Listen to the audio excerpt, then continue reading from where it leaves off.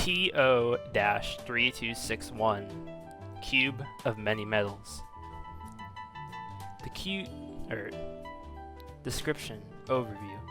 The cube of many metals, hereby referred to as PO-3261, is a cube of dimensions 10 cubic centimeters exactly. It is made of one metal at a time, but changes every hour. It has self-regeneration properties. Once an hour, the metal PO-3261 is made of will change. It cycles through 22 metals with 0 impurities. The metals are as follows: chromium, magnesium, manganese, iron, cobalt, nickel, copper, zinc, molybdenum, rhodium, palladium, silver, cadmium, indium, tin, iridium, platinum, gold, mercury, thallium, lead, bismuth, and polonium. When cut, disintegrated, melted, or otherwise changed in some way, partially or fully, the cube will fully repair itself. This repair process lasts at most a minute. History and discovery. Found within the mines of Redacted, in what is now Redacted, in 18XX, it was seen as a curious artifact and kept in the home of Redacted until it was bought by Redacted in 19XX.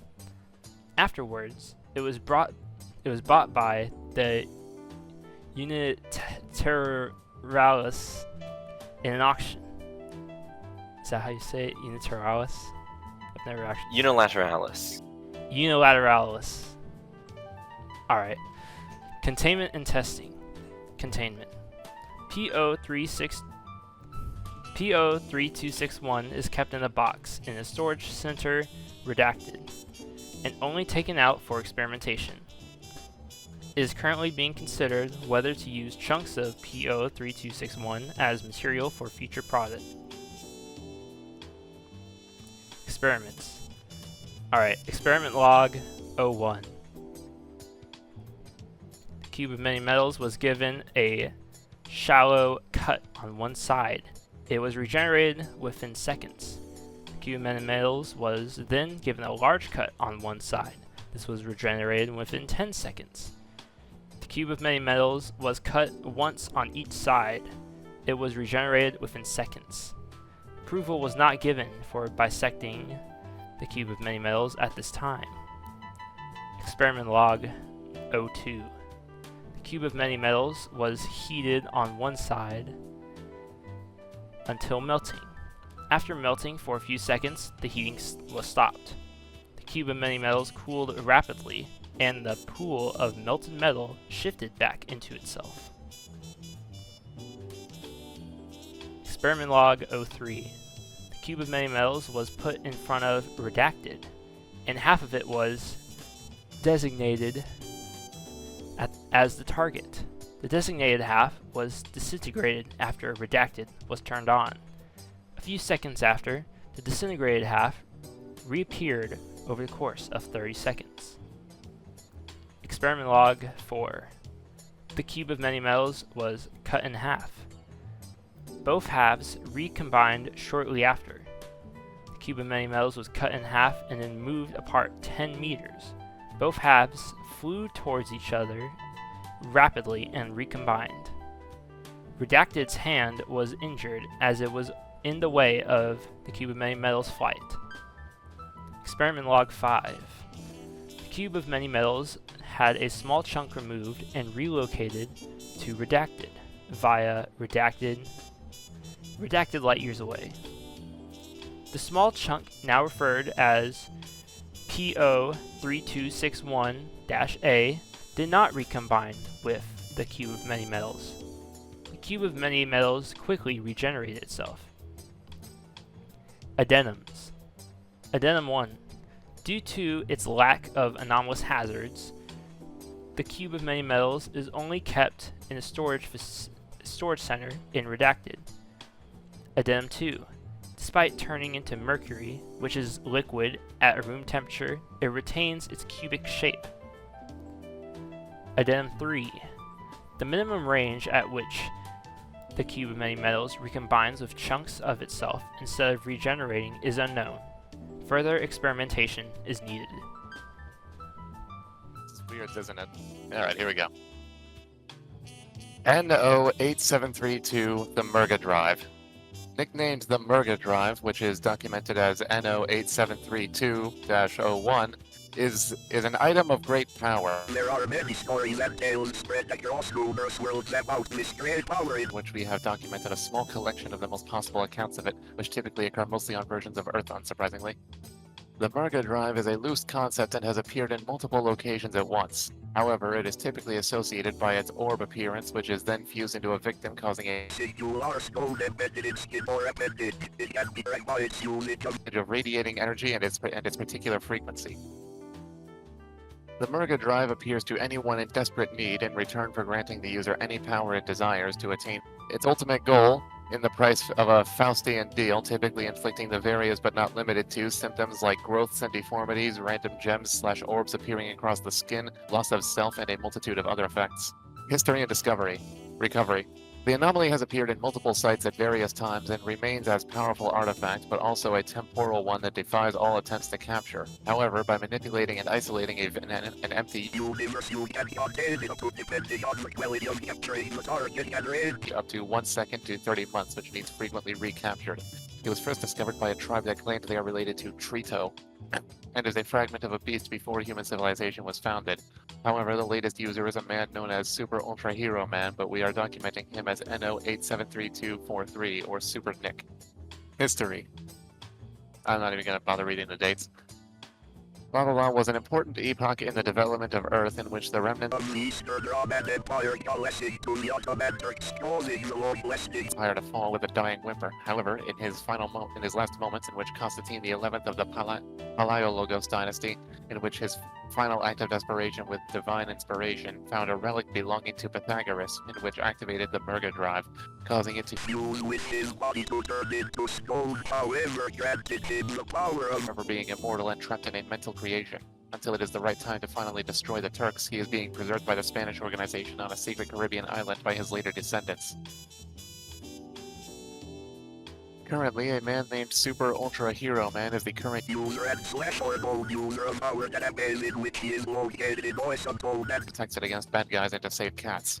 Rumored to be older than mankind by several decades, was used as a basketball by Michael Jordan. Containment and testing. Containment procedures. Test log 01. The core itself is indestructible by normal means, however, the user can most certainly die and is extremely common for it to happen as it typically moves the user's life force by 30% and other health effects. Test log 02. Any attempts of duplication or temporal effects are nulled, or the creation of a paradox, which the orb will just ignore and appear again outside of any loop, almost like it has a mind of its own. Interview log 1. After sneaking into Awesome Town and finding Super Nick by pretending to be a foreign news team, and after a long list of questions, which most weren't helpful, we learned a lot of his array of powers and drawbacks, but he mostly uses laser eyes, frost breath, big punch, flight, telekinesis, arm blades, wings for cosmetic reasons, shield himself in armor-like structure of a medieval, so it will be even more strong in harder situations, like saving 2 cats. Casual abuse of universal laws, he can appear and disappear instantly or just walk on air. However, it cost him his upper body and him needing glasses. We ran out of time to keep discussing him because he went instantly to save 3 cats from a burning tree, which almost defeated him. DE-4473 Magic Marker. Description: Magic Marker, hereby referred to as DE-4473, is a sentient, psychic, permanent marker with the ability to hypnotize and create indestructible objects through drawing. Magic Marker uses these abilities to its advantage with an ultimate end goal of ending all life in the multiverse through its manipulation and power. Appearance: Magic Marker looks like a generic permanent marker. The marker ink color itself is black. The exterior shell is painted white and made out of an indestructible plastic. The cap is colored black. The side of the marker is labeled with the word permanent in bold. There are no other labels on the marker besides this. Its seemingly unassuming appearance compared to its abnormal abilities is subject for concern. Excuse me. Function. The magic marker has a multitude of functions, none of which allow it to talk or move on its own. Without an outside being, it cannot do anything. Despite this restricting factor, its functions make it a force to be reckoned with if it were ever to breach containment. Magic marker's most anomalous function is the ability to create indestructible and even sometimes sentient objects via drawing. If one were to pick up magic marker and draw a shape, it will become a physical object based on the context thoughts of the magic marker's user. The object will have functions of its own, including sentience. These objects are classified as DE-4473-1. See its section for more information. Magic marker is also psychic and capable of reading the thoughts of anyone within its line of sight. Its mind reading is limited to short-term memory only. Magic marker also has the power to control its brain functionality of anyone it's reading the mind of.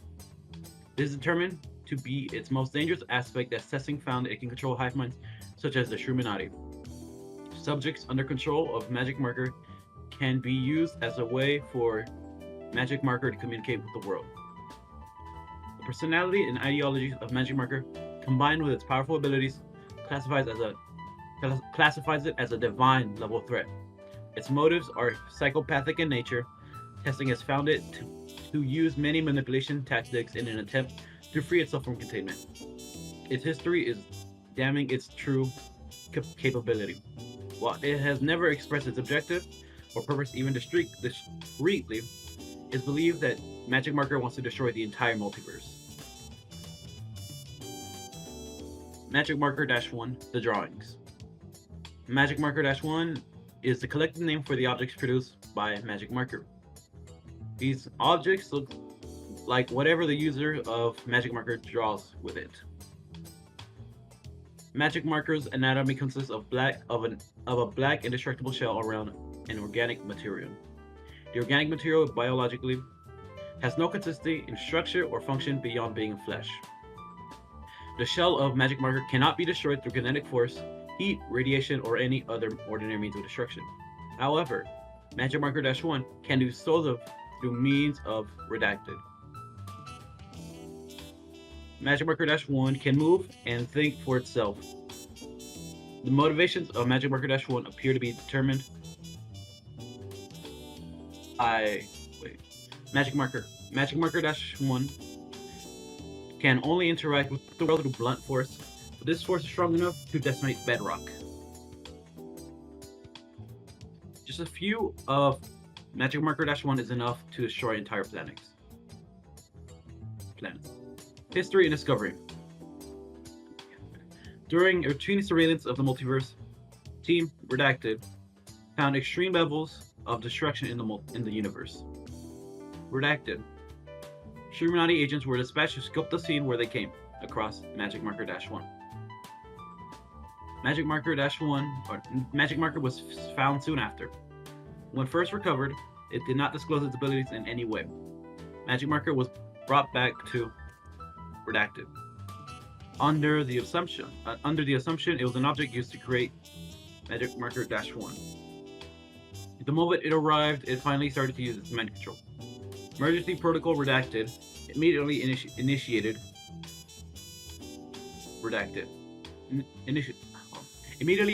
and redacted near the anomalous object. During this incident, more than magic marker -1 was created, albeit not enough to thwart. Droids were then dispatched to contain magic marker in a redacted cage, and then magic marker was delivered to containment. History. The history of magic marker is incomplete. Its creation date is unknown. What? Oh, okay. Thank you. Where was it? The history of magic marker is incomplete. Its creation date is unknown. Its place of origin is unknown. And the path and actions it's taken from its creation to its containment is completely unknown apart from the near destruction of the universe. Redacted. Magic marker has successfully managed to cover its track There are no current leads that can help conclude a history. Communication with Magic Marker about its history proved unsuccessful.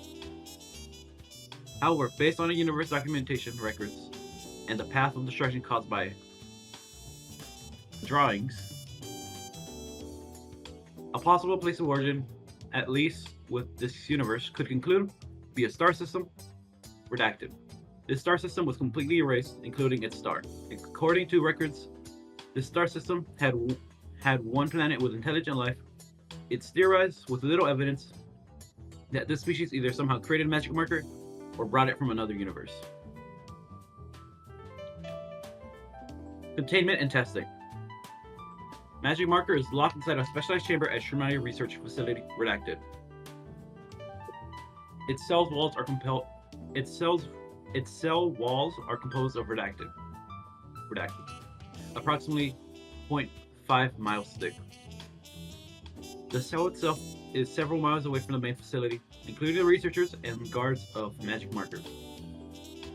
A long rail system was set up from the facility to the chamber as a method to deliver the subjects. Subjects are not to be sent back and are instead incinerated after use. Viewing and communication with Magic Marker is restricted exclusively to cameras and speakers at the main facility. The equipment is connected through electronic writing rather than redacted.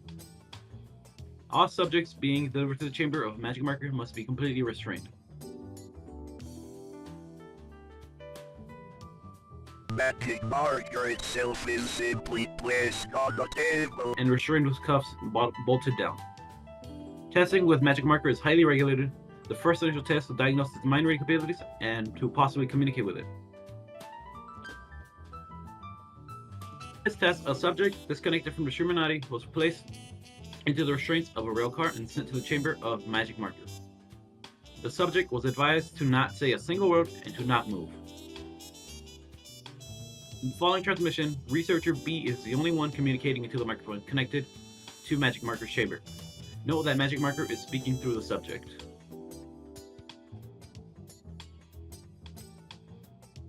Mission start. Interview 1. Researcher A. Subject has arrived. He is facing Magic Marker. Subject. Where am I?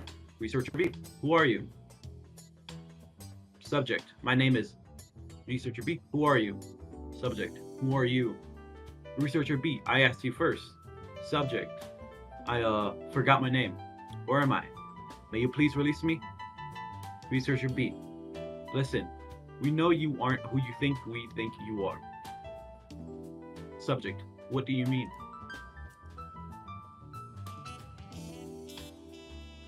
B.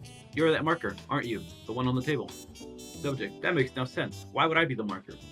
Researcher B. Well, for one, you are not Bradley. Subject. Is that my name? Researcher B. Keep denying all you want. We know who you really are. Subject. You're the one denying. Researcher B. Look around you at this carefully constructed chamber. Do you think we don't know what you're doing? What we're doing? I was a marker. What would you want with me? Researcher B. We just want to learn more about you. Subject. Like what? Researcher B. Where are you from? Subject. None of your business. Researcher B. Why don't you want to tell us? Subject. I just don't feel comfortable talking about my life with a complete stranger. Researcher B. I believe we're going to become real close. Subject. Well, I'd love to, but I just can't become friends with someone I can't put a face to. Right now, you're just a disembodied voice. Researcher B. Unfortunately, that won't be possible. How about we talk about something recent? Did you destroy planets? Subject. Now, why would I ever do something like that? Frankly, I'm offended. Researcher B. Again, denial will get you nowhere. We know what you are. Subject. I'm simply a human, like you guys. If I am not mistaken, holding someone hostage like this is legal. Researcher A. There's a lot of back and forth with this, with little progression. I think we should postpone the rest of this interview for later in hopes Magic Marker will process what's happening and hopefully cooperate with us. Researcher B. Away from Mike. Yes, I agree. This is going nowhere. Well, we're gonna give you some time to your new room. Please consider cooperating next time.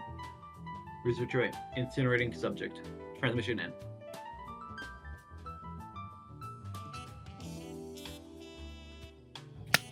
L2. Oh wait, there's more. The following. Yeah, that is the last transmission log. Okay. That's log number 2. The following is the interview for the following day. 8. Redacted. Transmission start interview 2. Researcher A. Subject has arrived. Researcher B. Hello again. Subject. I'm a completely different person now. B. Enough of the games already. Subject. Alright, fine, you got me. Are you happy? Researcher B. Yes, actually. Now we can talk. Subject. Why did you kill the last guy? That was rude. Researcher B. I'm sure you can figure that out. Who are you? Subject. I'm simply a ghost trapped inside a random object. B. I believe that if it weren't for the fact you can make things that can destroy entire planets. Why did you do it? Subject. As an object designed for creation, I've desired more purpose in my life. Researcher B. How's that? Subject. My original purpose was pointless. It brought nothing. I was nothing more than a tool for others' dreams and aspirations. Researcher B. Go on. Subject. Just like every other sentient creature in existence, I sought my purpose in life using my power for myself. Researcher B. So what is your purpose? Subject. To achieve something nobody in existence has achieved before. Something extraordinary. Researcher B. So what is this extraordinary thing? Subject. That would ruin the surprise. I must say, you guys really increased the difficulty of my task. Researcher B. How so? Subject. This prison, so intricately designed, you guys took everything into account. It'll take a while before I can escape. Researcher B. You can never escape. Subject. I have time. My lifespan is indefinite, and I am indestructible. Eventually, something will happen between now and infinity that will grant me the opportunity to escape. Researcher B. Let's change the subject. Are you willing to talk more about your history? Where you started and where you've been? Subject. No. Researcher B. Why not? Subject. It's too boring. Researcher B. Alright, well, how about why you are a marker? Any specific reason? Subject. I already told you. It was for a pointless reason. However, I like to believe that I have a permanent effect on the world. Researcher B. Very well. Subject. Now let me ask you a question. How much are my powers worth to you? Researcher B. Well, they're very interesting and we'd like to learn more. Subject. If you let me out, I can work for you. I'm sure my power would be very handy with whatever it is you do. Researcher B. Sorry, that's not gonna happen. Subject. Very well. I'll just keep waiting then. Researcher B. You do that. That concludes our time for today. Goodbye. Microphone to containment chamber powered off. Researcher A. Incinerating subject. Researcher B. So what do you think? Researcher A. Very self-motivated. It definitely has its own interests in mind. Researcher B. Yeah, it's clearly trying to mess with us. Researcher A. We should redact it. Researcher B. I agree. Transmission end. Alright. PE-13527. Ophiocordyceps mortis. Description and overview. PE-13527, scientifically classified as Ophiocordyceps mortis, is an intelligent fungal organism capable of puppeting deceased organisms and nearly perfectly recreating them out of its own fungal material. Appearance. PE-13527-01 is a bluish-gray in color and extends long tendrils of hyphae into surrounding matter, including through solid steel in rare cases. PE-13527-02 appears in the same as whatever organism it was before, although may have noticeable injuries that should have killed it, and may have an unnatural gait should some of the fungus be missing inside of it. PE-13525-03 appears the same as a healthy version of the PE-13527-02 it is copying. Function. PE-13527-01 is a fungal organism consisting of root-like structure of branching hyphae, which mimics the appearance of mycelium. The hyphae initially burrows through the body of a dead carnivorous organism, stripping that dead organism of all its nutrients, before burrowing further, becoming able to breach even through solid stone, attempting to connect to any other... I hope I didn't skip the line there. Attempting to connect to any other existing hyphae, as well as consume more dead organism.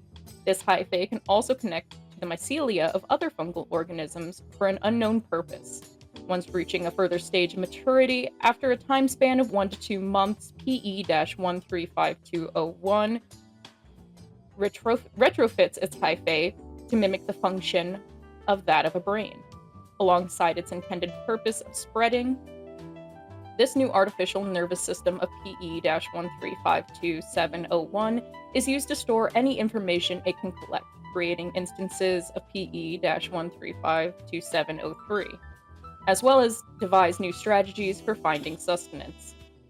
Whenever a mature instance of PE-1352701 comes into contact with the corpse of an organism that it deems both lacking in nutritional value and is capable of hunting better food, it creates an instance of PE-1352702, which is a collection of hyphae inside the organism that spreads along the nervous system, eventually reactivating the heart using what one might call a muscle made of strong, mobile fungal tissue, as well injecting a fluid produced by PE-1352702 that is meant to be a replacement for any missing blood in the dead organism.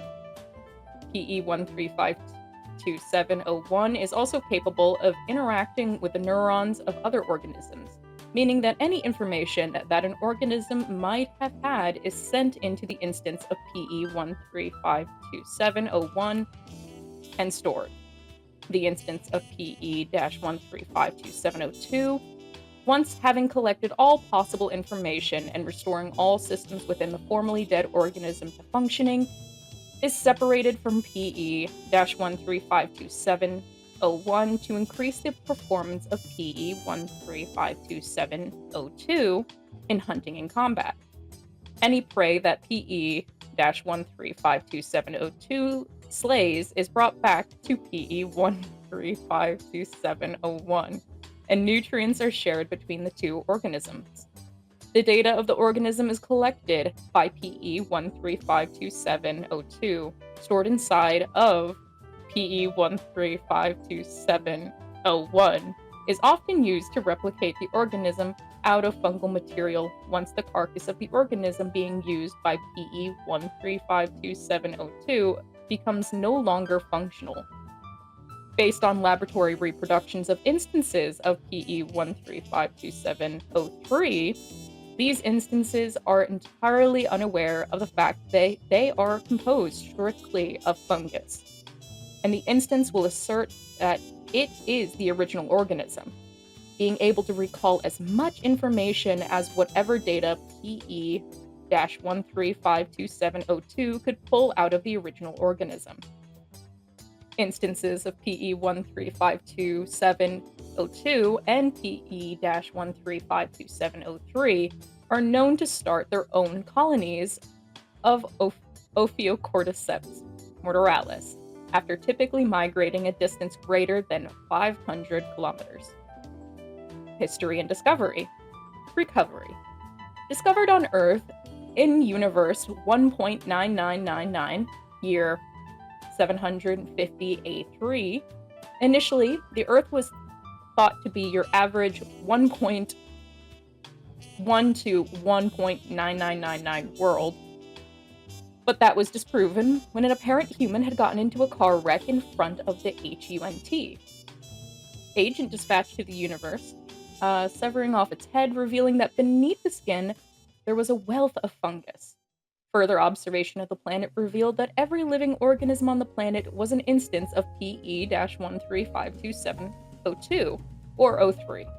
Samples were collected and analyzed, revealing all known of how PE-13527 functions, and the Shruminati, fearing that they may have a future competitor on their hands, destroyed the universe. History. The history of PE-13527's origins are unknown at this time. Containment and testing.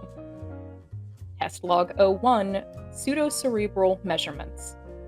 Electrical diodes are connected to loose strands of mycelium on an instance of PE-1352701, and the main body is put into an MRI machine to measure any activity. Signs show that the instance of PE-1352701 could indeed think and was attempting to send out a distress signal to nearby instances of PE-1352702 and O3 to attack what had disturbed it. Addendums. Petition to change classification by Dr. Weber. This anomaly needs to be changed to divine classification. The ability of this thing to mimic any organism nearly perfectly is uncanny, and the danger of it to human or Shruminati interest should be noted. Hell, I found an instance of PE-1352702 and it attacked me. It knocked me unconscious for God knows how long, and I still have trouble remembering parts of my past from that.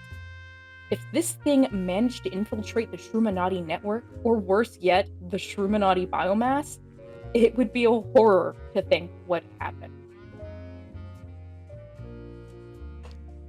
PO-3036. The Spirit Calling Bell. Description. The Spirit Calling Bell, hereby referred to as PO-3036, is a remarkable silver-colored handbell totaling 1.81 kilograms in weight and is 14 centimeters tall. Though it is made from an unidentified, incredibly durable metal. Engravings plastered across the bell read, "Therefore, what we have joined together, let no one separate. We are only one ring away." Function. The Spirit Calling Bell itself lends the power to summon creatures that have recently died in its presence. The only limitation is that the summoner, who must ring the bell at once, must know the name of the summoned creature, or summoned creatures. For simpler organisms, such as a dog or cat, Labrador Retriever and Grey Tabby work just fine, though they also answer to Malachi and Jang-O names they have also answered to when they were alive. On a similar note, the spirit of a person can be called by merely speaking their name. Janera Jameson, PO-3036-01, from here on out, will summon an elderly woman from the same universe the bell was retrieved, but multiple individuals or creatures can be summoned at the same time. Calling multiple spirits requires them to have died in the presence of the bell within a relatively recent period, and a fitting moniker for the grouped individuals. Blue Lions will conjure a platoon of infantrymen from what was a battle in Universe Redacted, Sector Redacted, years prior to recovery, but not any member of the opposing faction who had also been slain nearby. Currently contained. Discovery.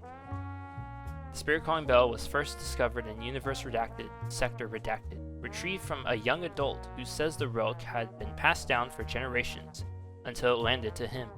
When questioned why he lived his life in a small time village while he held the power to topple kingdom, he replied, "I don't want any of that bloodshed on my hands. I just want to see my family." A bit of persuasion and sorrowful goodbyes had him part with the object. Following a demonstration, the dispatched HUNT team was able to make use of the object with ease. The human itself, however, had no obvious anomalous abilities. Containment and testing. Spirit Calling Bell is to be contained within a glass casing, following general safety procedures, and to make sure it does not happen to act on its own, even while unattended.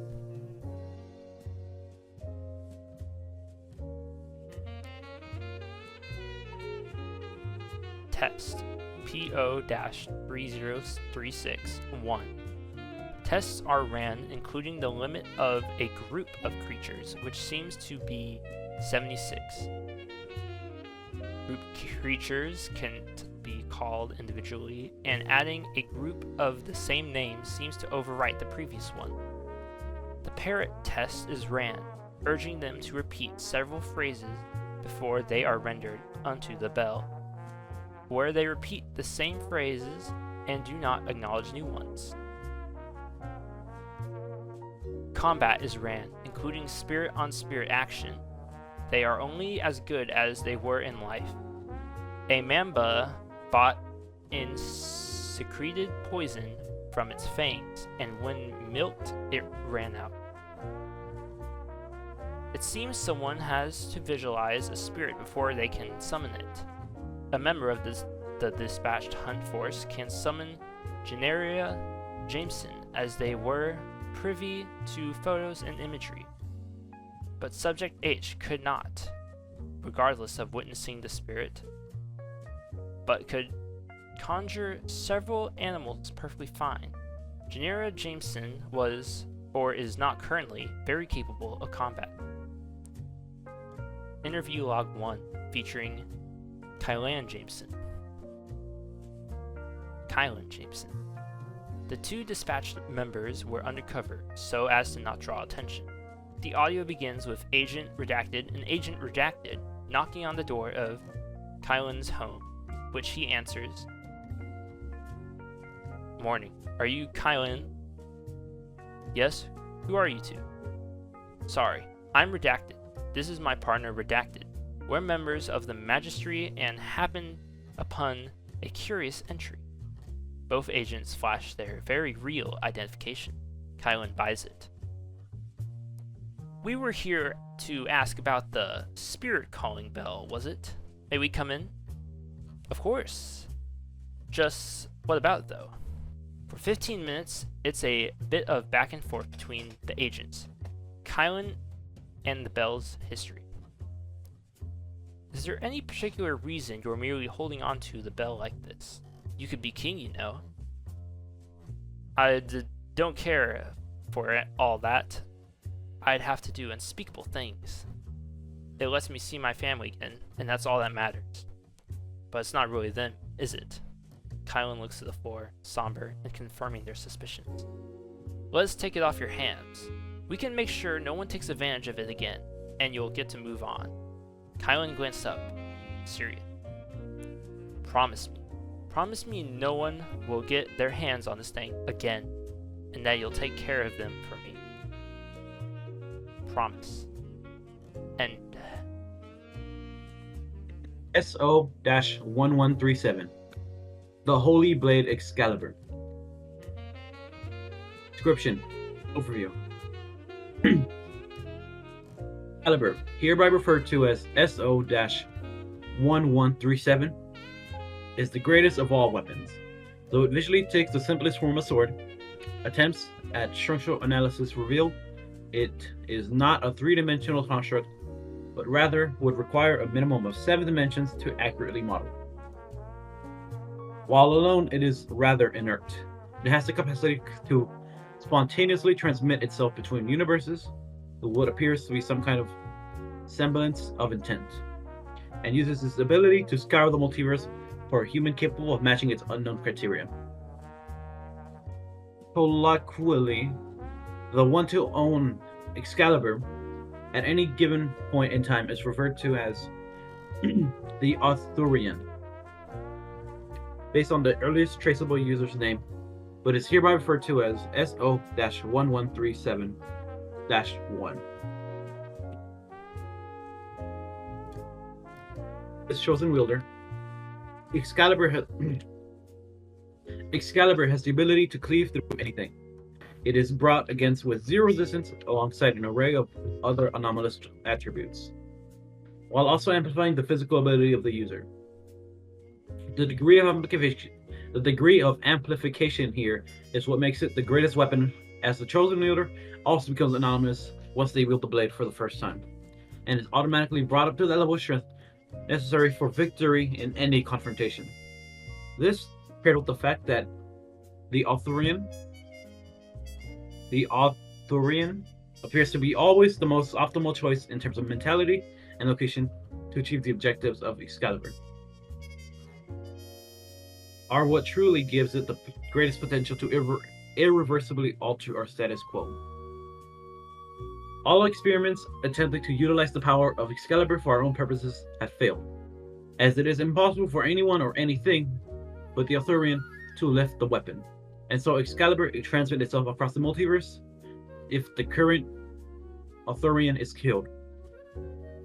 Fortunately, it is not impossible to contain this anomaly, as by containing Arthurian, you thereby contain the sword. This is made possible due to the fact that Excalibur grants the capacity for victory under any circumstance, rather than necessarily guaranteeing it.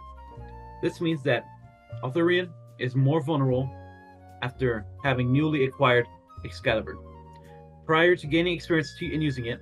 Additionally, it is possible to detain the Arthurian through prompting excess emotion, as the capacity for victory is reliant upon both their ability to focus on what must be done and their will to achieve it. If the Arthurian is permitted to attain mastery in terms of experience, discipline, and revolution, it would end the Outer Realm experiment. Containment, therefore, is given maximum oversight. Appearance-wise, Excalibur is rather inconsistent, manifesting itself in a different form whenever it must find a new wielder. Always an ornate sword of some European design, the precise details and type vary, which is thought to reflect what best suits the Arthurian. The type of sword changing is what most supports that theory, as the earliest traceable instance of the Arthurian had it manifest for him as a spatha, which conveniently was what he had been trained in prior. The manifestation of Excalibur during the Second Celestial War, however, had it take upon itself the form of a Zweenhander for the Imperial Paladin who had received it. The details on the blade provide further evidence, which would be more impactful if it were not impossible to design. If it were not impossible to prove a casual relationship for each time Excalibur manifests to a new wielder. What are you doing? Are you editing it? Nope. Continue. Each time Excalibur manifests to a new wielder, it also has a design which provokes unique imagery. In some cases, this is a relief in the hilt, and in others, there may be an inscription or image along the blade. Regardless of the case, this design is thought by some researchers on the project to depict future events which the Arthurian must go through. Whether this is a prophecy of the children's future or meant to guide them towards the goals of the sword is heavily debated. Regardless, due to the capacity for victory, it is often, but not always, that the scenes depicted on the blade play out. Although the situations are seldom in the way that anyone expects, this indicates that it is not entirely deterministic, and so the Arthurian must still put in effort, even if victory is theoretically possible over any hurdle.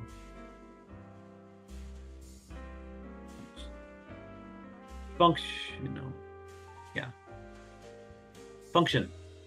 To begin at the moment in which Excalibur finds a new wielder, making them into an instance of the Arthurian, there are a few immediate changes. Firstly, the ability to conjure Excalibur at will is granted to the Arthurian, which may be done by reciting the intent words, "I summon thee holy ink blade Excalibur in any language they comprehend. This brings the sword into their hands, appearing in a flash of light as it manifests from higher dimensions, provided their hands are free and able to grasp it. The ability to declare this appears to be instantly and subconsciously understood when the Arthurian comes into possession of the weapon, and is the only way that it can be retrieved if Excalibur is lost. On that point, it must also be noted that the Excalibur disappears instantly if either willed by the Arthurian or it stops being perceived by any sapient beings. Secondly is the aforementioned attribute of Excalibur, which grants the Arthurian the capacity for victory in any circumstance. This gives the Arthurian a sort of instinctual ability to avoid the first strikes of any attempt of assassination, or otherwise execute them before it is possible to realize what is happening. So it does not prevent being frozen in shock if the realization of who intends to betray them is personally impactful. Once combat begins, all physical attributes and abilities are enhanced to make the Arthurian an even match to any opponent unless already stronger than him, though this level does not change mid-combat except in specific cases. One of two situations which may cause the Arthurian to grow strong in the middle of combat are if the power of the opponent's power grows to such an extent that victory would be outright impossible, in which case the strength of the Arthurian would then grow to keep minimal odds of victory available.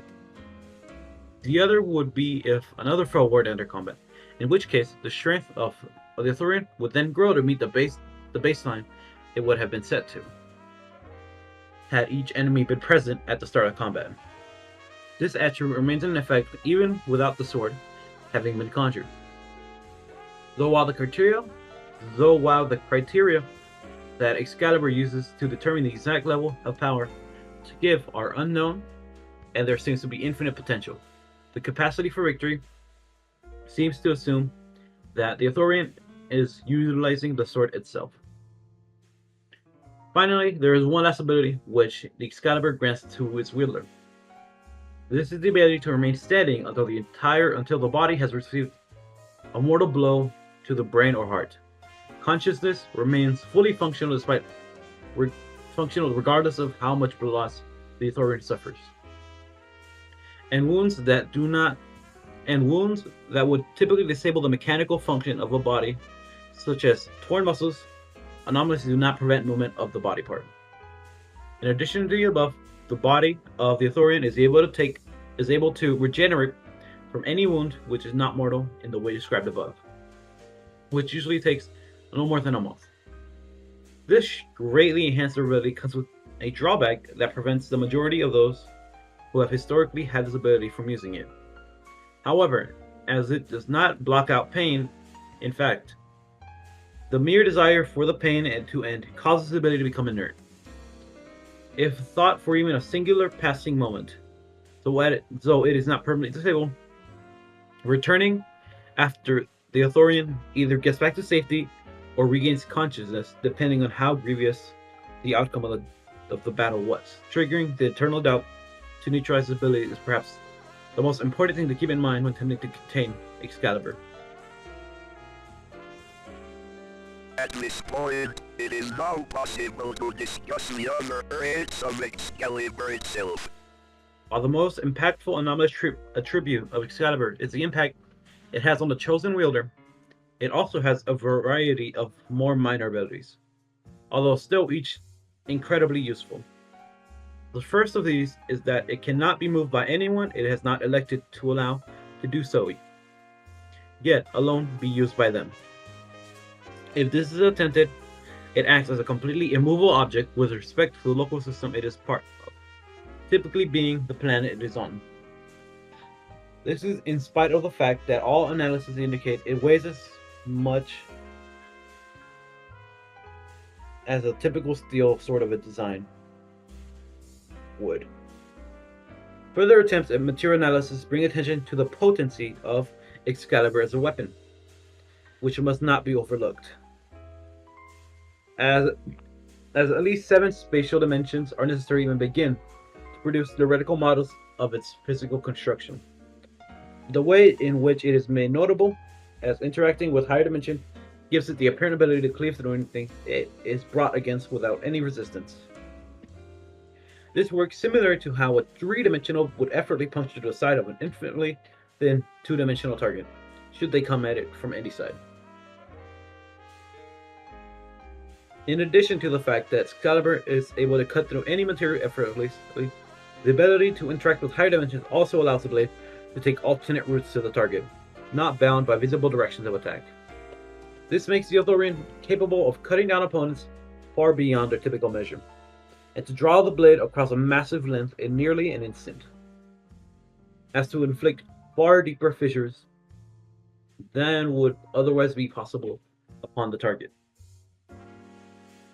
When the particular instance of the Ophiocordyceps is exceptionally skilled, it is also possible to hold the blade in a position where the main body of the weapon is kept outside the 3rd dimension, which renders it unobservable to anyone beneath said higher dimensions.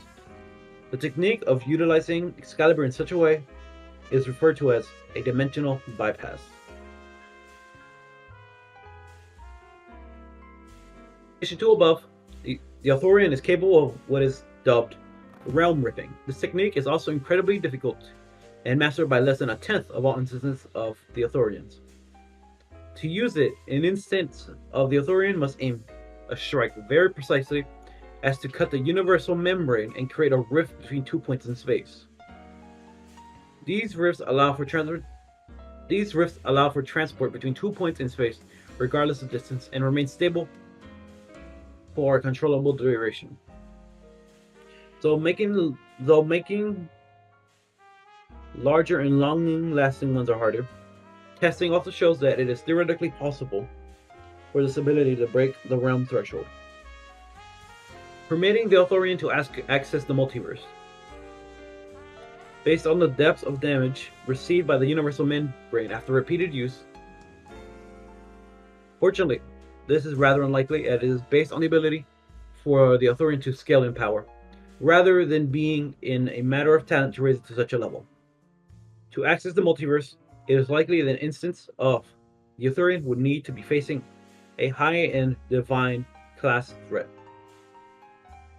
Despite all this power, however, Excalibur does not make its user immortal. While the Ophiocordyceps will stay in prime condition until the end of their natural lifespan, should they live that long, a 7-day notice is said to be mentally noted to them. At the end of that week, they spontaneously cease all vital functions, and the soul disappears from the body. Regardless of what happens to the individual after that, Excalibur then manifests itself near the body. It will then hover, and after a brief period of time, disappear in a flash of light from warping between universes. Lead to the realm of its destination is possible through the use of rift tracking, similar to that used upon rifts opened by spacecrafts, and when observed, can be seen to set itself down in such a way it will eventually be found by an inhabitant of the universe. In some cases, this is the next Ophiocordyceps, while in others, it could be another individual who will provide the sword and other aid to the Ophiocordyceps throughout their journey. While hard to measure in scientific terms, it appears that whoever ends up in possession of Excalibur goes through a journey that is heroic, and by conventional standards of Christians, Logos-inspired Stoics, and the Lex Naturalis Deist.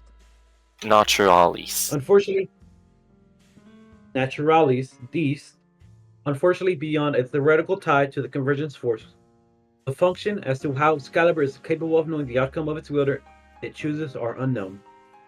Excalibur also does not move on its own, outside choosing a new Ophiocordyceps.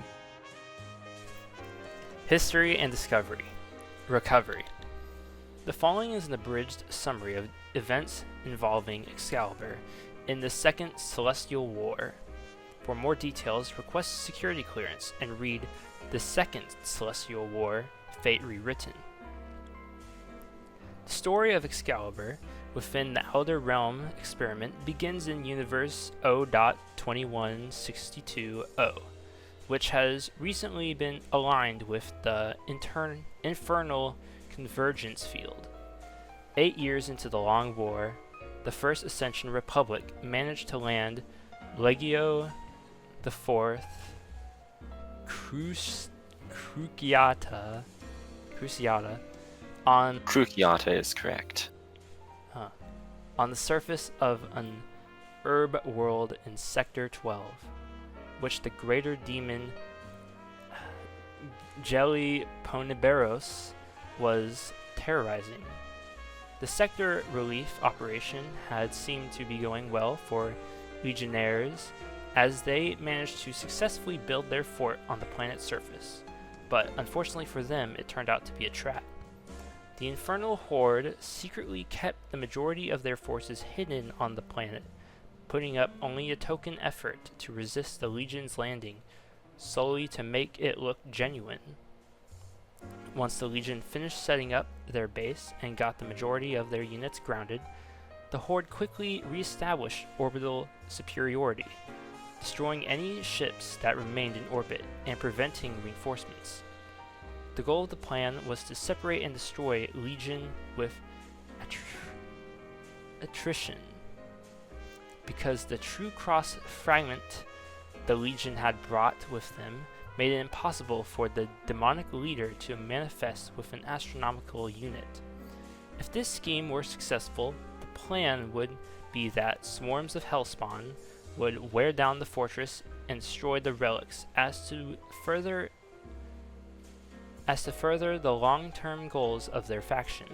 This is known as the Siege of Excelsa Infernalis. As the forces of FAR were rather divided at that point in time, they resorted to requesting help from the new Imperial Gathering of Humanity, their longtime enemies whom they had been forced to fight alongside for nearly the past decade of war. The rivalry had not been fully mended, and so the siege relief was delayed by politics, except for one unit which arrived early. This was led by Margrave Edmund Lefrance, who elected to launch an independent expedition utilizing his own realm's levied fleet. Once their ships warped into the system and maneuvered into the planet's orbit, they attempted to run the blockade with half the fleet to relieve the Legion on the ground, while the other half stayed in orbit both to prevent the gap being closed and to act as a reserve. Margrave Lefrance led from the front as he believed all commanders should. Unfortunately, his attempt to relieve the siege went poorly, as his ship sustained critical damage on the descent. While able to make a rough but livable landing, he would be unable to take off again, and therefore, stranded about 60 miles from the citadel under siege, he was presumed dead, alongside the rest of the 400 souls on his flagship. While his army retreated after this, he escaped the remains of the ship with his retinue and began a guerrilla warfare campaign. Retinue. 2 months into the siege, though the Legion hadn't known of it, negotiations to prepare a relief effort were halted as a third party entered the war in the form and required the full force of all nations to push back. Fortunately for them, Margrave of France had survived all this time, and by now had taken command over a large number of civilians who were resisting occupation and sabotaging infrastructure. While able to disrupt supply and take out isolated enemies, however, they could do little against whole regiments of Hellspawn roaming the planet. Things seemed as though they would continue like this for a long time, when eventually Refrence heard a legend. According to the folklore of the most preeminent power on the planet, prior to the realm being found, assimilated into FAR, there once was a king who unified the far northern lands of their homeworld. This king eventually turned his eyes south to conquer yet more land, but despite his power, he came to reflect upon the violence he had wrought.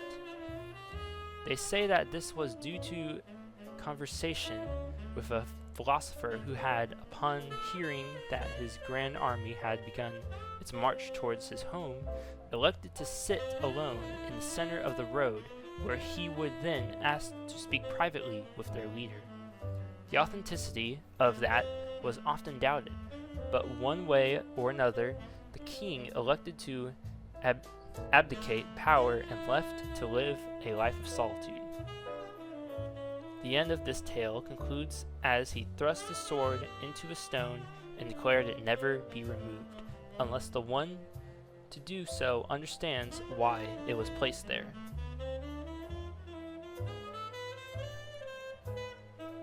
Within the museum on this planet was that authentic sword of legend. Although both rusted and unrecognizable, if it were thought to be the genuine relic, then it would have surely stayed on the homeworld. At this time, however, reports reached the Resistance that no Hellspawn could step foot within the acre of the museum it had been kept in. This was a recent phenomena, and until more permanent measures could be taken, the Infernal Horde had secured the perimeter, as their strongest forces were needed elsewhere to deal with the threat of the Remnant. It was a difficult battle, but Margrave of Friends managed to defeat the guards and entered to investigate what had the ability to repulse them. When he entered, he found the sword in the stone and felt the need to pull it. Smoothly, the blade flew out of the crevice made when it was stabbed in, and began to crumble to particles of rust in a spontaneous gust that blew through the whole of the museum. In a flash of light, where the rusted blade once was held in his hands was now a blindingly regal Zweihander. At this moment, Excalibur entered the outer realms. With this heavenly blade having manifested, the Margrave held the power to cut down any foe, and after organizing all men on the planet whom had still the will to resist occupation, led a new assault upon the horde besieging the citadel.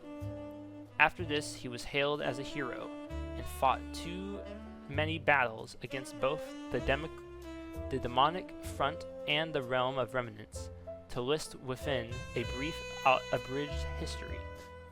His legend was fated to persist in the memory of mankind.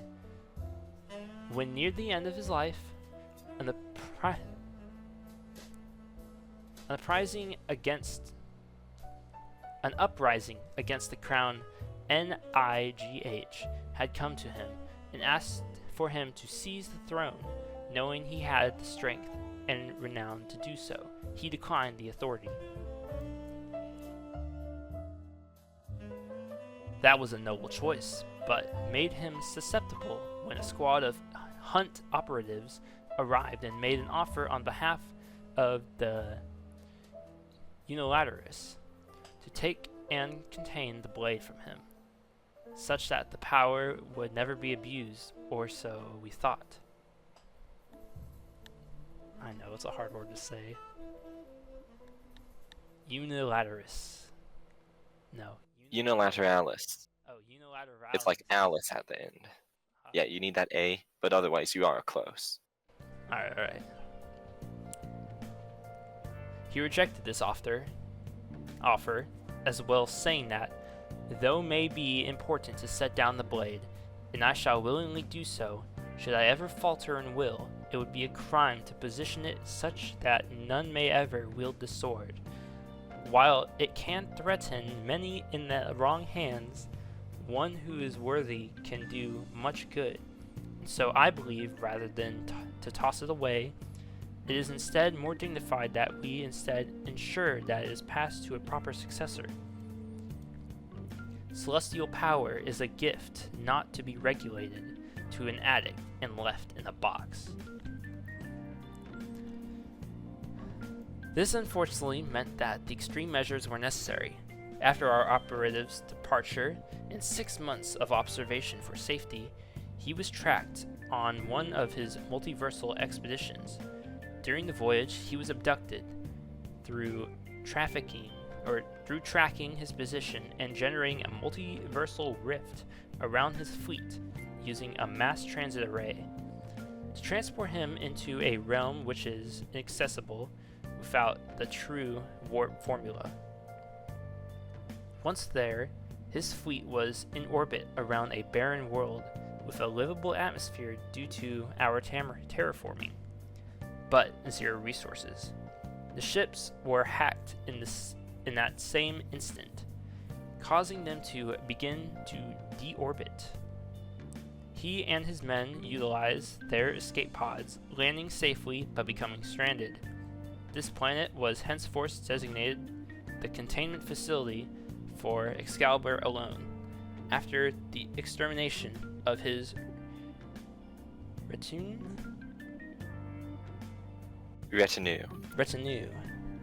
History.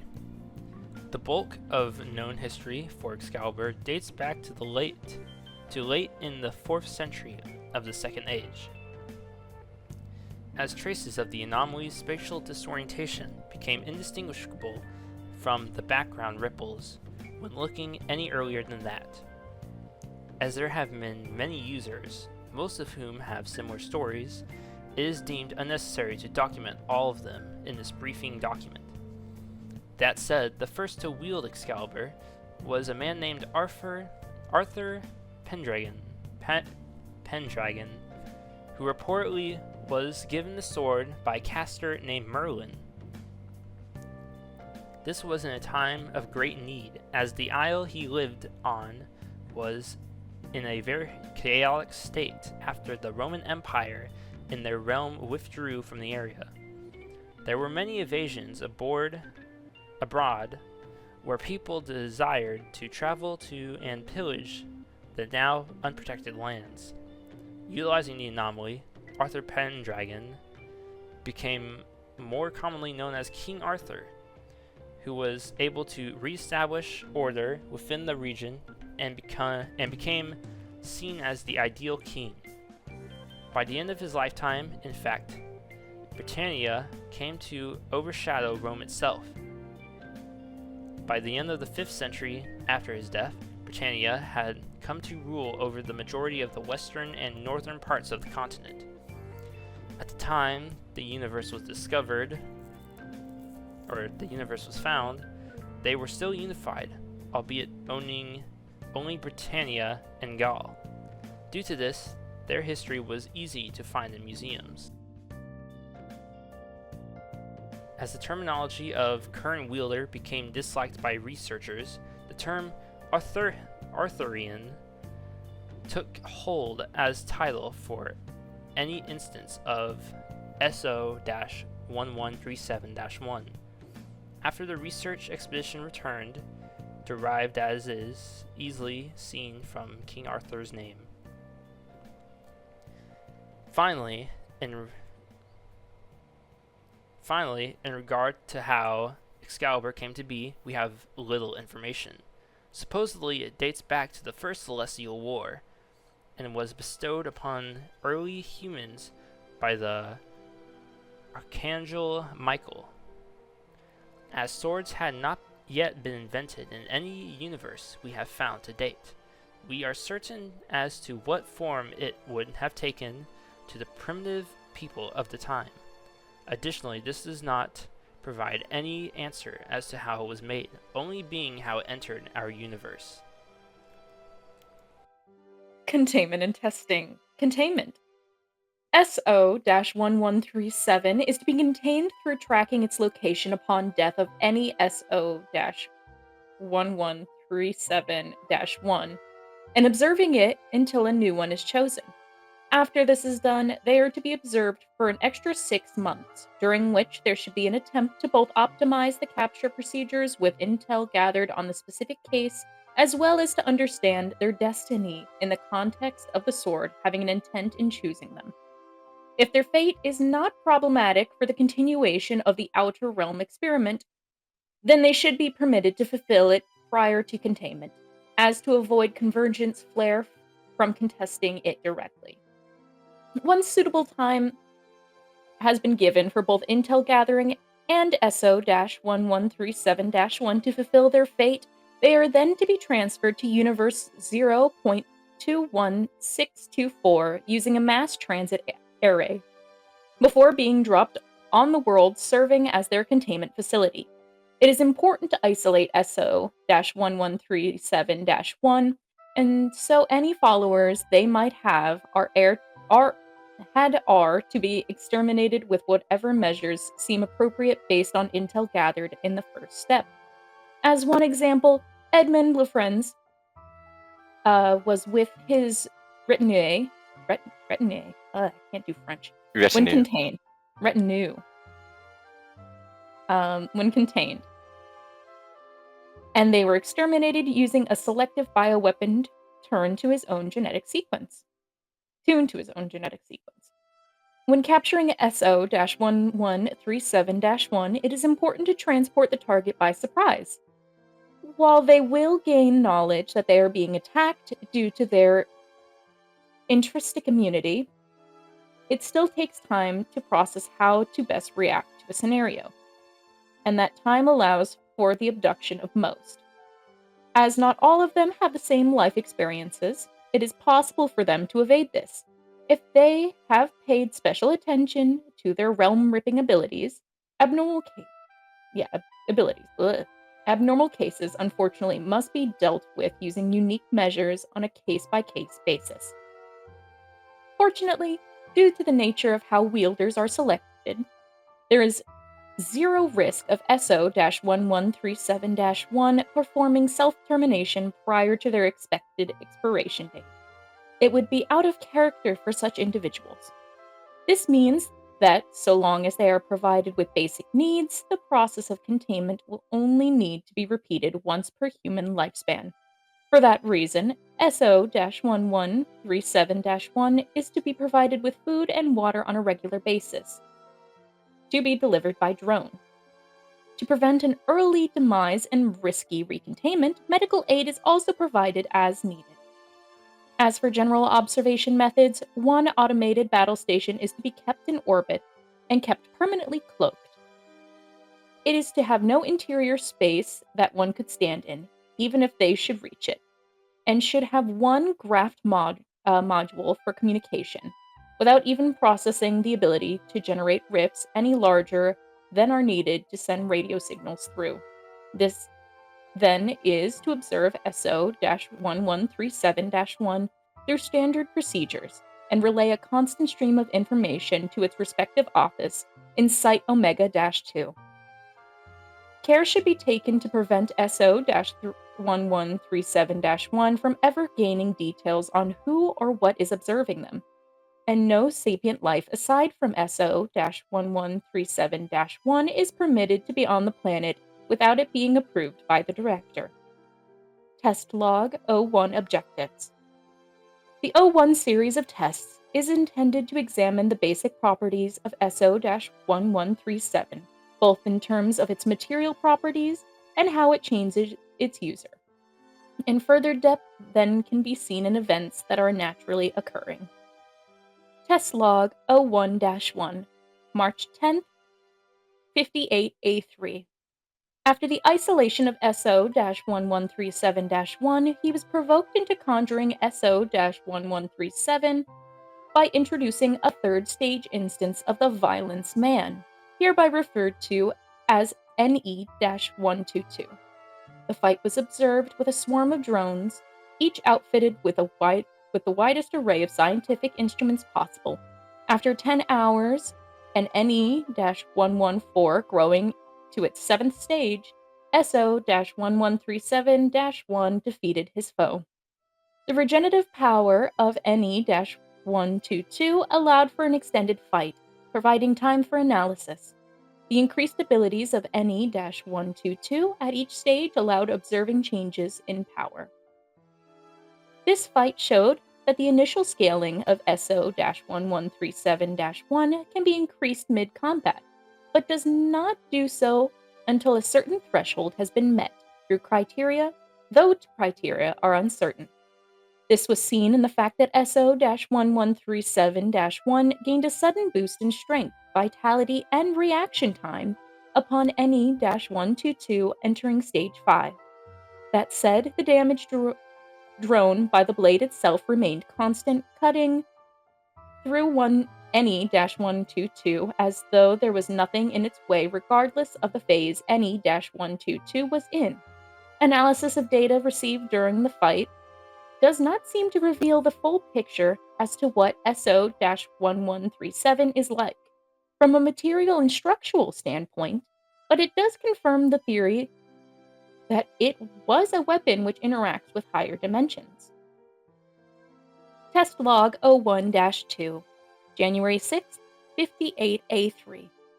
After the isolation of SO-1137-1, he was provoked into conjuring SO-1137 by introducing a large quantity of humans infected with animate blood, hereby referred to as PE-285. This fight was observed using methods identical to the first test.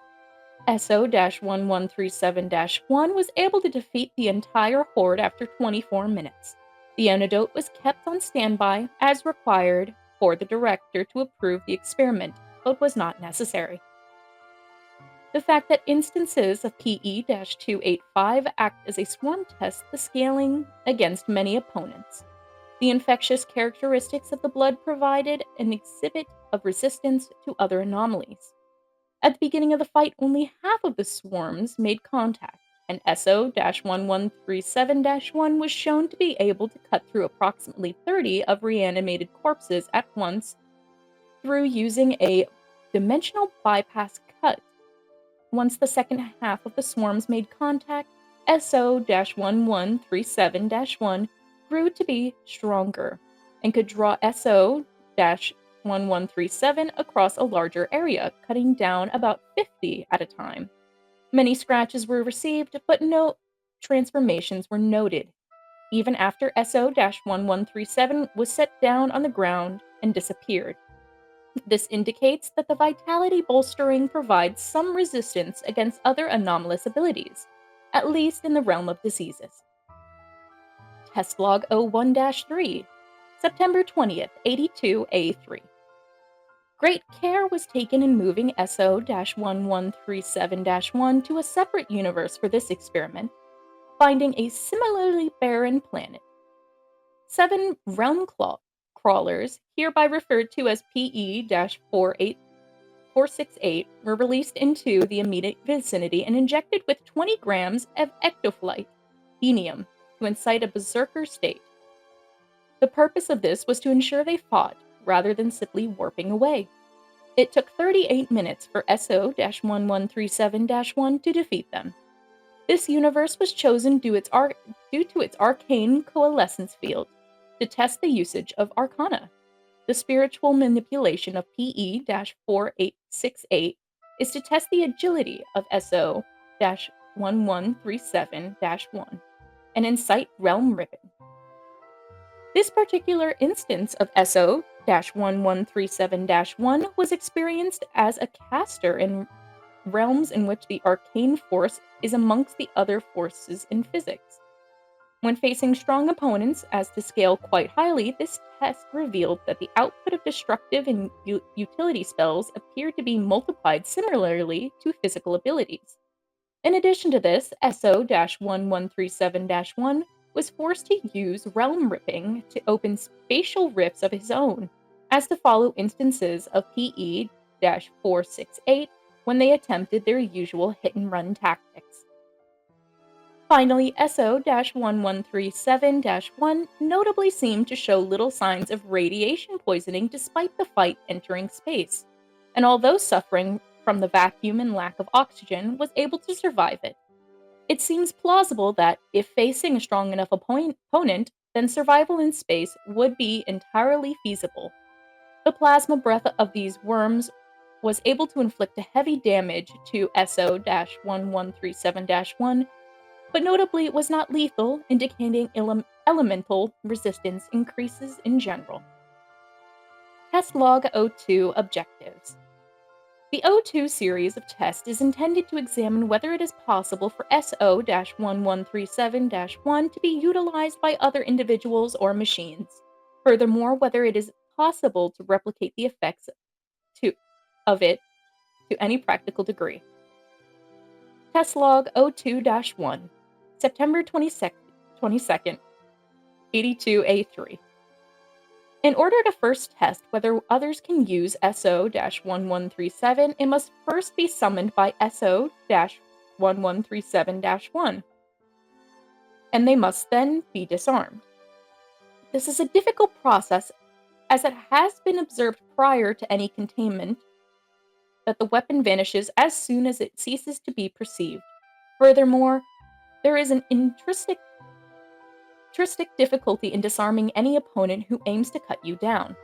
While it is known that SO-1137-1 can be kept from conjuring the blade when both hands are restrained, doing so has proven problematic enough due to both the difficulty and the risk, that it was deemed superior to simply let SO-1137-1 wander the planet during containment.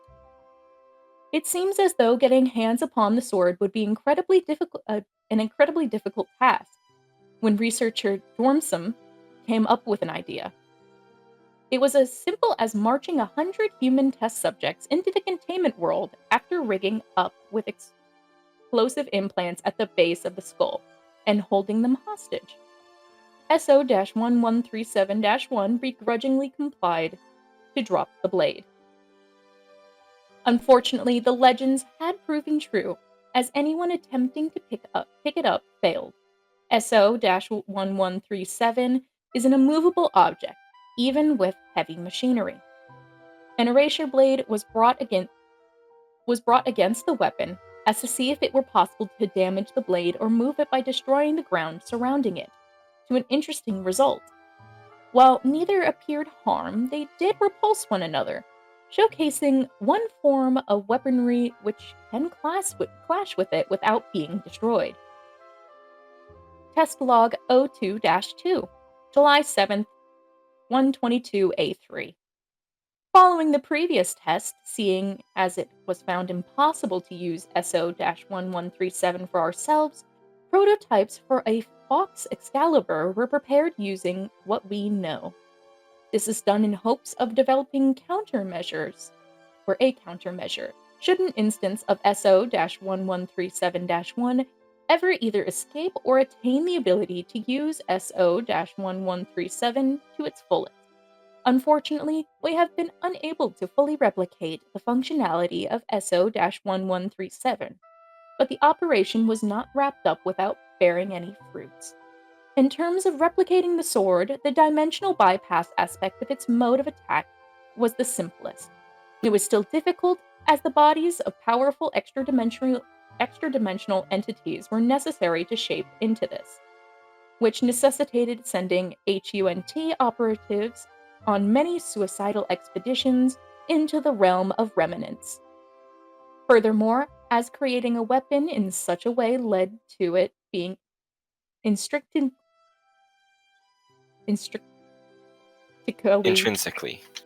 Oh, yeah. Tied to the remnant convergence field, it was necessary to break that bond. That required aid from those who served the celestial convergence field, but rebelled to create their own, the fallen celestials. After bargaining, the sword was a great weapon, but just that, as they couldn't do more. In order to better replicate the passive effects, many conceptual essences were extracted from the world of forms, to the extent that could be done without waking the conceptual consciousness within it, and then imbued into the blade. This all has allowed the creation of perhaps the second greatest weapon in the multiverse, but even still, it is inferior to the genuine article.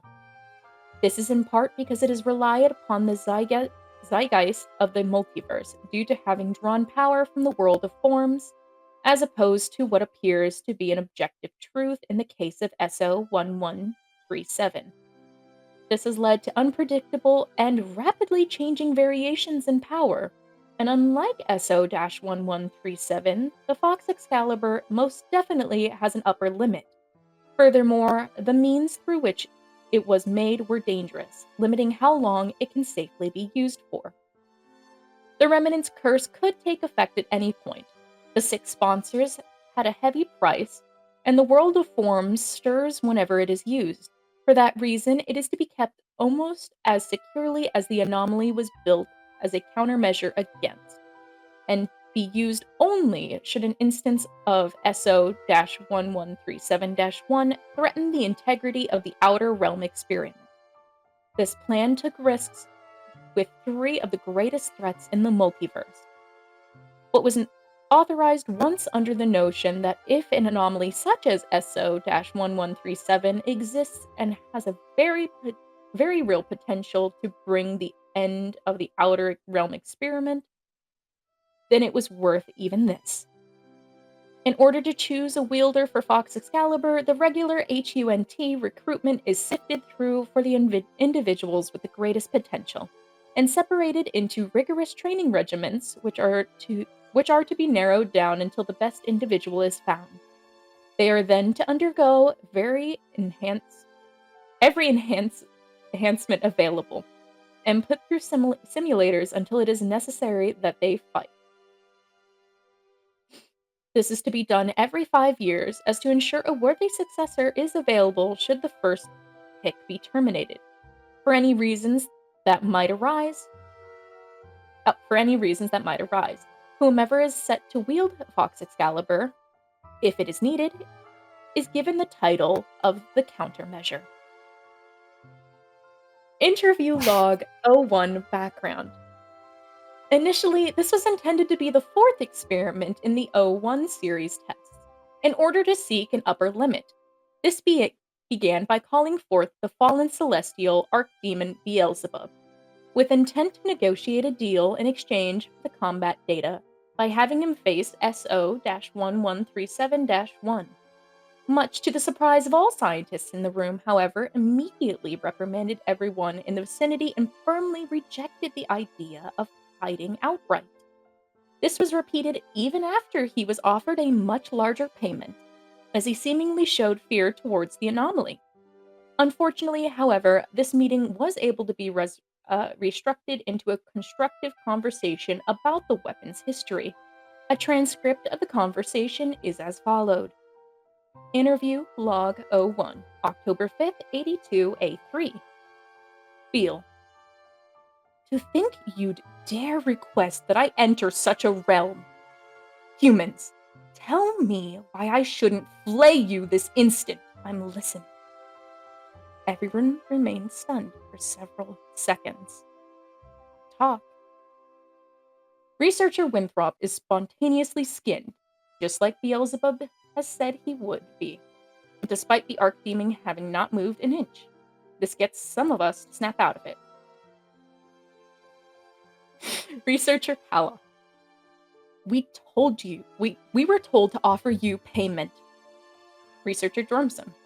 Yes, free reign over the whole realm of your choice, just to fight one guy. Beal. One guy? You tell me this is one guy? Do you know not the power that is held down on that planet? Do you know how insulting this is? Researcher Dormson. I'm sorry, Your Reverence. Is the situation in which you need more payment? We were given permission, I think, to increase the space. Beal. No, not for 100 realms, nor 1,000 or 10,000. Never in all my days will I fight against whoever wields that sword. Researcher Pallock. Do you mean you'd lose? Pallock was eviscerated on the spot, dropping to the ground as bowels spill out. Beal. Of course not. Certainly. I'd never to a human, angelic weapon or not. Researcher Dormson. I see. My apologies. I'll pay you higher respect from now on. I won't ask again about fighting him, but please, if you will, would you answer some questions that we have? If not, you can certainly leave, though, of course. I acknowledge we cannot stop you, and you certainly don't need our permission. Feel. Speak. Researcher Jormsum. You said this weapon was... Jormsum stops himself from saying angelic, worried about triggering something. Well, you imply it's very old. Please, tell us. What is its backstory? Beale at this point describes a long and self-serving story, describing his own experience during the First Celestial War to battle accuracy, and finally getting around to the sword near the end of it. He describes what is written above in the history section, being that it was used by the Archangel Michael during the First Celestial War, and is the sword that struck Satan down from heaven. It was granted to early humans after the war as a step in their dumb plan to get you weak things to try standing for yourselves. In his words, this core seems to be fairly accurate, however, other details are clearly fabrications. Feel. And that is how, you see, I became the Archdemon before you today. That sword, therefore, would simply be beneath me. Jormsum nods, and eventually, Beale leaves. From this discussion, it is rather clear that Beelzebub stood a very real chance of losing that fight, which makes the upper limit of the weapon beyond what can be safely measured, if not infinite. Addendums. Addendum 1.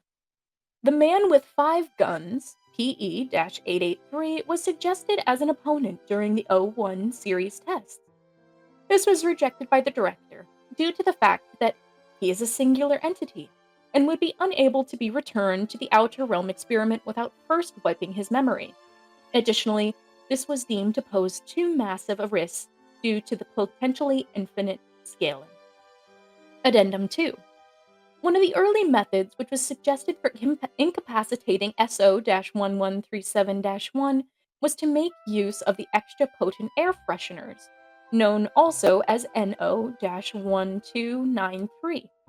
This is a pack of air fresheners which each run on a battery and contain a different scents, with each one labeled as follow: nitrogen, oxygen, argon, carbon dioxide, neon, helium, methane, and krypton. When they are turned on, they instantly convert the entire planet's atmosphere such that it is composed solely of the scent activated, and turn it back when turned off. The thought process was that SO-1137-1 could be made to succumb to oxygen poisoning and dealt with while unconscious, but this was deemed to be unlikely after the results of 01-3 came in. Additionally, as the battery for each air freshener cannot be recharged, they have a limited span of time which must be used selectively. PP-5328, the Parchment of Total Binding. The Parchment of Total Binding, hereby referred to as PP-5328, is a type of paper in which any agreement written upon it, legal or otherwise, is made binding, not only by the laws in which the articles are formulated, but also by the will of the universe, thus making it impossible to break the terms of this document under normal circumstances. When 2 or more parties make an agreement that is binding by the laws of this document, it can be undone by all parties agreeing to nullifying the document and simultaneously ripping it apart.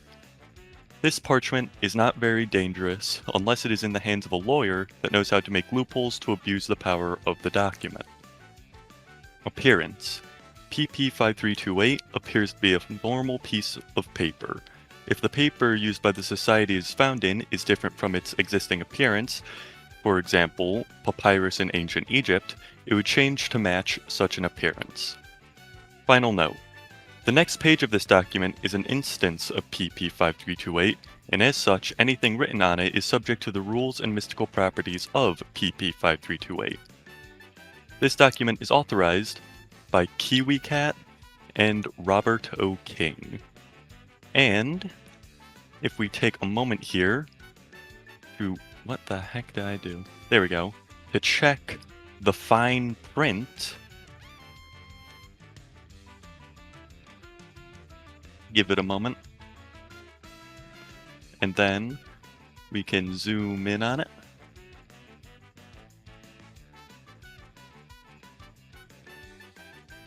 Any signature of this document at any point constitutes agreeing to the relinquishment of one's soul to Wask LM, the current middle sock of Strex, as well as agreement to any text written on the document.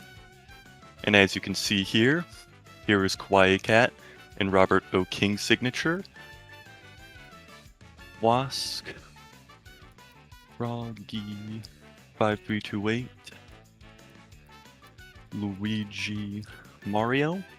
And now I have also signed it, thus making me a third party binding this document. And in case you're worried that these two are forgeries, as you can see here, this Dean's scored screenshot proves that KIWI and Rob had agreed to signing it, as well as checking the version history right here. These two were not added by me. They're added by anonymous users, Rob and KIWI Cat. Thus, their souls are now mine. What do you want me to scroll down to show? I mean, July 14th is when you signed it, and July 8th, as we can see, the fine text is right here.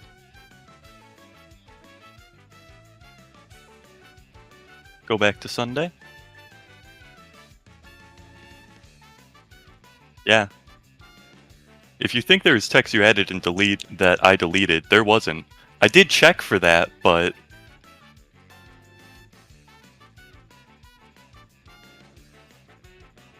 He's gone. He took the signatures and ran. You're gonna need to take this to court, I think.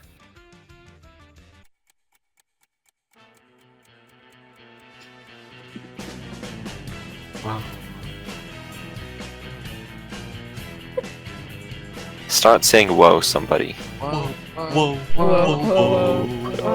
Oh, whoa,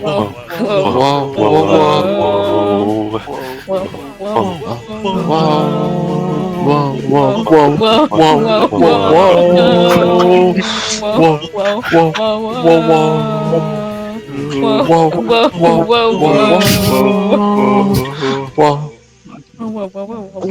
Whoa. Sucks.